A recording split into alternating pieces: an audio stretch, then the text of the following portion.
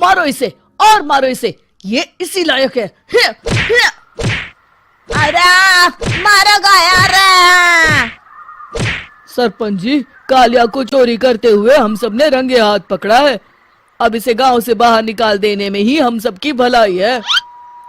तो देर किस बात की है, अभी इसे धक्के मार के इस गांव के बाहर का रास्ता दिखा दो। अरे सरपंच ऐसा मत करिए, मुझे एक मौका और दीजिए, मैं दोबारा कभी चोरी नहीं करूंगा। लेकिन गांव वाले उसकी एक नहीं सुनते और उसे मार मार के गांव की सीमा के बाहर निकाल देते हैं।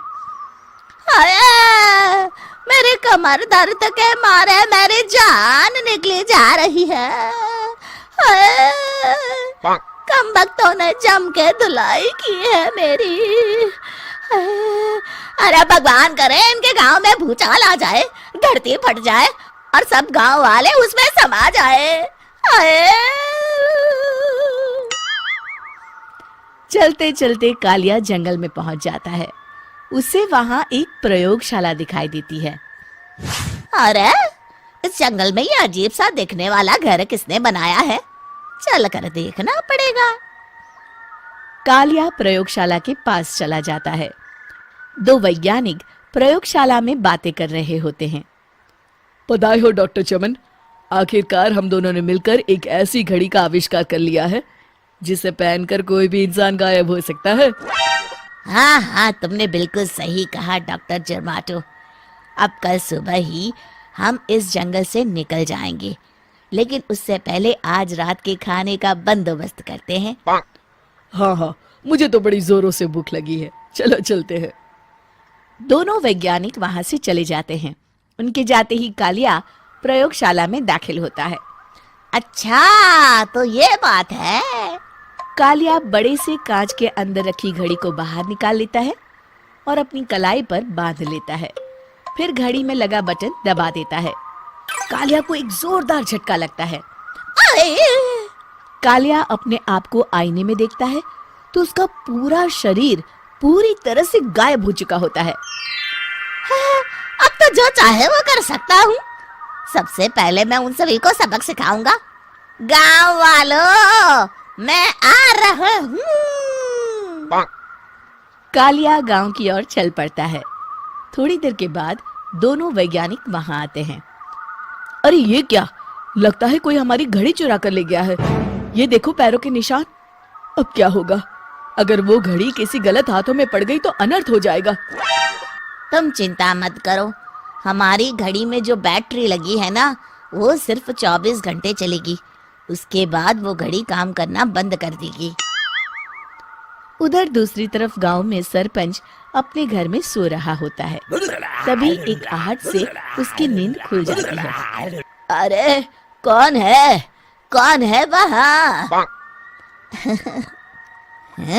बड़े मजे से सो रहा है, आज मैं तुझे नहीं छोड़ूंगा। कालिया पास में पड़ा डंडा उठाकर सरपंच की पिटाई शुरू कर देता है। ये ले, ये और ये ले, तू इसी लायक है, ले। आप मर गए। अरे अरे ये क्या हो रहा है? अरे अरे कोई बचाओ मुझे, मेरे घर में भूत आ गया है। सही कहा, मैं भूत ही तो हूँ, ये ले। अरे भूत जी, मैंने आपका क्या बिगाड़ा है, मुझे छोड़ दीजिए। आपको क्या चाहिए? तेरे घर में जितना भी पैसा है ना, मुझे ला कर दे दे, तब मैं तुझे छोड़ दूंगा और यहाँ से चला जाऊंगा। सरपंच अपनी तिजोरी से पैसे निकालकर एक बड़े कपड़े में बांधकर जमीन पर रख देता है और कालिया वो सारा पैसा लेकर वहां से चला जाता है। दूसरी तरफ जमींदार गांव के चौराहे पर खड़ा कुछ लोगों से बात कर रहा होता है। इस कमीने जमींदार ने भी मुझे बहुत पीटा था, इससे भी बदला लेना तो बनता है। हाँ? जमींदार अचानक अपने आप को चांटे मारने लगता है। अरे भाई ये क्या हो रहा है? जमींदार साहब अब ठीक तो है ना? अरे मुझे नहीं पता भाई।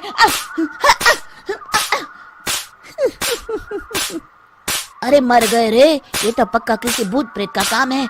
जमींदार के अंदर कोई भूत आ गया है। इससे पहले कि ये हमारे अंदर आ जाए, मनोहर भाई अपनी जान बचानी है तो भागो यहाँ से। ये क्या? अरे बाप रे बाप, मुझे तो भूतों से बड़ा डर लगता है। मैं तो चला यहाँ से। अगली सुबह इस घटना से पूरे गांव में दहशत फैल जाती है। सभी गांव वाले आपस में बात करने लगते हैं। अरे भाई, पता नहीं कहाँ से हमारे गांव में एक भूत आ गया है।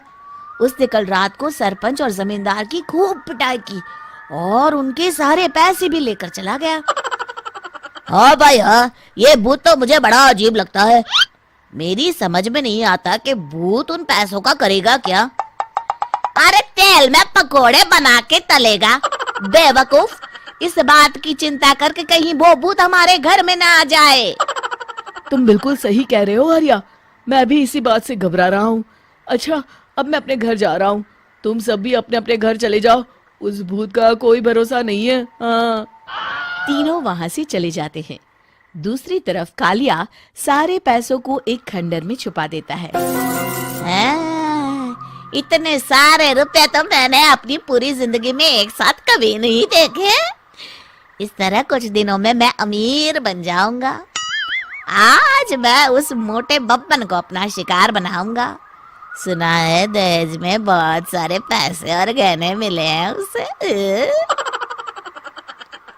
रात होते ही कालिया बब्बन के घर में घुस जाता है। हाँ, मिल गई तिजोरी। अब जल्दी से इसे खोलकर सारे पैसे निकाल लेता हूँ। अरे खुल जा खुल जा।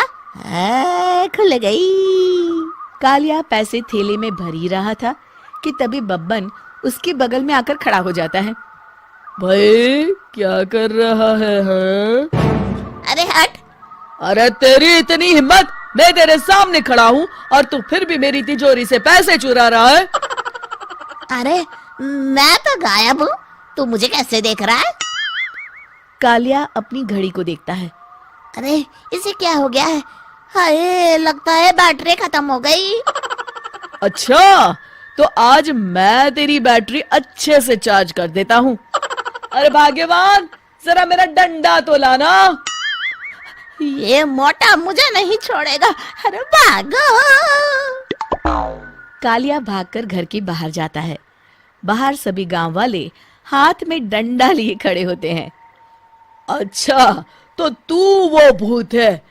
मुझे माफ कर दीजिए सरपंच जी, मैं आपके और जमींदार जी के सारे पैसे लौटा दूंगा और आज ही हमेशा के लिए ये गांव छोड़कर चला जाऊंगा।